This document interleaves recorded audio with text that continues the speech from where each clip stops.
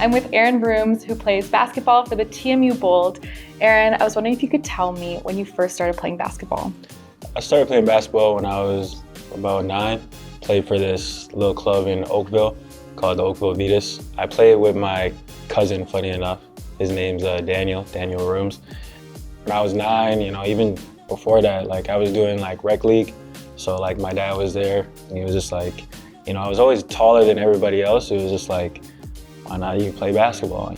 And obviously me being young, it was just me bouncing the basketball, just higher than my head, just happy to be there really, no really idea of the game or whatnot. But, he started to realize I'm actually not too bad. We was driving home somewhere and we saw a basketball hoop on the side of the road or something that someone was giving away. And it was just we didn't want to spend all that money on a new one. So we just fixed up this old one. My mom and sister comes to watch all the time. They're there at the front of the bleachers. My mom likes to say she likes to be at the front so that she can have her feet on the same floor that I'm playing on, so that we're connected in a way. They'll fight Toronto traffic, they'll fight Canadian weather, Toronto weather, just to make it there to support me. During our Ottawa trip last year, they made the trip up to Ottawa. They rented a B&B.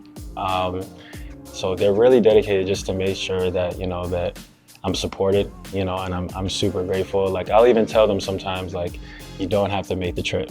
You don't have to do it, it's okay. There's a stream, the weather's bad, just stay home, it's okay. But they'll be no, we have to be there. We started this journey together and we're gonna see it through. You have all the accolades. So, OUA Rookie of the Year, U Sports Rookie of the Year. Yeah. What was the first year for you in U Sports basketball like? It was tough, I'm not gonna lie, because the transition between high school and university, I think for anybody is difficult, either from an academic or a sports standpoint. But I was, grateful to have a great coaching staff and Coach David DeVero. He helped me transition really well. He put his trust in me right away, which is not something you see a lot in rookies. I was a starter right away. As the year went on, things got easier, of course, as I adjusted. I had challenges, obviously, as everyone does, but again, my support cast really helped me through. That off season, right after your rookie year, is when you got drafted to the CEBL, correct? Yeah. So you're going from high school to uni, then CEBL, Shooting Stars. Yeah. How did you feel? Did you kind of expect that to happen that way? Honestly, no. I literally I went into my first year thinking obviously I want to play and I just wanted to make an impact. It was expressed in my game where I was just working hard all the time. I just wanted to make an impact. I wanted to be the best I could be. I didn't even know about the CEBL going into my freshman year. I had no idea what that was. It wasn't until I came back from winter break where, my coach came to me a conversation about, hey, there's this thing called the CEBL. There's some teams that are interested with the draft and whatnot. I was okay, cool. I was still focused on the season. But when the draft came around and it became a real thing, it was just wow, I'm basically a pro, you know what I mean? And that's something I never thought that would happen so fast, but nevertheless, I was incredibly grateful. Now you're kind of closer to the end and you're more of a veteran. When you look back at your rookie self, yeah, what do you think now? Do you think, I've grown so much, or things have changed, or is it kind of the same thing? Just intrinsically, I feel I've matured so much, not even just as a basketball player, but as a person as well. I've had to learn resiliency, I've had to learn perseverance, all that sort of thing. And, I just feel different. I feel more confident in my ability. I feel more versed as a player, more versed as a person. What do you think has helped you stay consistent over those years? Honestly, it's my why, really. You know what I'm saying? My family has been my biggest reason, especially my dad. Each year I've just, said even when things have been hard, I've always said I gotta stick it through for my family, because they've stuck it out for me. The immense sacrifices that they made financially, in terms of time, in terms of just, maybe things they wanted to do, but they had to sacrifice for what I needed to do with basketball.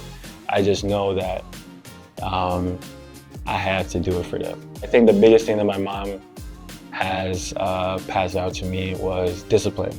That's the biggest thing, because as I was saying, like, she'll find a way to provide for us, you know, as all moms do. You study business here at TMU. Yeah. Why did you choose business and why did you choose TMU? I was reached out to by Coach Dave, and he came to me with an opportunity of like, hey, you come to TMU, I feel like you'll make an impact right away. And I just, I felt like this was the best place that I could be, you know, with the relationship that we were building. And especially even with my assistant coach, Coach Jeremy, like just the three of us always talking on almost like daily basis of like, hey, TMU is a place to be. And then in terms of like school, like I wasn't actually supposed to be in business. I was honestly supposed to be in science, because I was like a big like science kid back in high school. Like I was taking chemistry, biology, physics. I really wanted to shift my focus to basketball because I felt like this is something I want to do for the rest of my life. And with business being my major, I felt like that was the best stream that would allow me to focus on basketball, whereas science and biology demanded a lot of my time in terms of labs, in terms of classes. I felt like I couldn't give myself to basketball as much, you know, if I had taken science. So yeah, business is cool. You know, I feel like business, you need business in today's world anyway. Like I feel like I'll pick up some good tidbits to take with me, you know, when I'm done with basketball, if I want to go into like sports management or something. Do you ever still think about the science of things now as like an athlete, like when you're, I don't know, eating or exercising? All the time. Yeah. So I'll have like therapy sessions with our AT, and I'll just like be asking questions, you know, when they're treating me, I'm like, why are you doing that? Like, what does that help? You know, and I'm like, why did this happen? Like, how can I prevent that? And we're always having conversations of that, because I feel like in another life, that's something that I would be doing, you know, and I'm still always interested, like, how can I improve my diet? Like, what certain foods will, you know, evoke this type of performance, you know, that sort of thing. Like, I always have questions to our dietitian, always have questions for our weight training. Like, I'm always just trying to learn. You play at TMU, so you're from Mississauga originally. Yeah. Do you ever feel, you know, that excitement to represent the GTA and the kind of area, especially with also the CEBL? Yeah, it's huge. Where I'm from in Mississauga too, like there's not a lot of like basketball per se in that area. You know, you think of like, cause I'm from like Arundel area, like no one's thinking of like basketball in that area, you know what I'm saying? Like it's just Mississauga. My neighbors would have nets up on their driveway and they'd be like, hey, if you ever want to come shoot, my net is yours. They knew, you know, they knew that this is what I want to do. They ask questions all the time, like, how's it going? Like, where are you playing now? Like, where are you gonna go next? What does it mean to you to be able to, at the end of the day, represent Canada or Canadian universities? It's great, honestly. Like, I even had the experience to, or the opportunity, I mean, to wear Canada across my chest out in Chile for the Nations League for 3-on-3. That was a surreal experience. I felt so proud, you know, just wearing the red and white, you know, just being able to represent our wonderful country. From Canadian university is great, because when you think of like D1 programs compared to Canadian universities, there's this narrative that, oh, Canadian universities aren't that good in terms of sports, you know, and, you know, just like the uprising of Canada basketball and how like great it's become and how big it's becoming with like the WNBA now coming to Toronto. You know, people are recognizing Canadian basketball players in the NBA now more, and in the Olympics. Like, it's just great to be a part of that conversation and contribute to the growth of Canada basketball.